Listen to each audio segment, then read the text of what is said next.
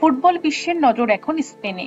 11 বছর পর আন্তর্জাতিক ফুটবলের সর্বোচ্চ র্যাঙ্কিংয়ে শীর্ষে উঠে এসেছে স্পেন।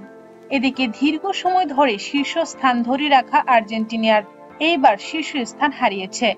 ফিফার সাম্প্রতিক র্যাঙ্কিং প্রকাশিত হয়েছে, যেখানে স্পেনের ধারাবাহিক পারফরম্যান্স এবং শক্তিশালী দলগত খেলার কারণে তারা শীর্ষে উঠেছে।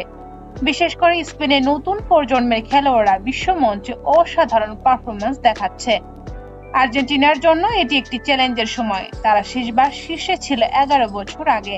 পরিসংখ্যান বলছে আর্জেন্টিনার খেলোয়াড়রা ভালোই খেলছে, তবে তাদের ধারাবাহিকতা এবং প্রতিপক্ষের শক্তিশালী খেলা এইবার শীর্ষস্থান ধরে রাখতে ব্যর্থ হয়েছে। বিশেষজ্ঞদের মতে স্পেনের কৌশলগত পরিবর্তন, নতুন কোচের নেতৃত্ব এবং খেলোয়াড়দের পারফরম্যান্সই মূল কারণ হয়ে দাঁড়িয়েছে। আন্তর্জাতিক ফুটবলের প্রতি দর্শকদের আগ্রহ আরও বেড়ে গেছে এই র্যাঙ্কিং প্রকাশের পরই। ফিফা র্যাঙ্কিং শুধু দেশের ফুটবলের মানই দেখায় না, এটি ভবিষ্যতের ম্যাচ পরিকল্পনা, আন্তর্জাতিক টুর্নামেন্টের জন্য গুরুত্বপূর্ণ।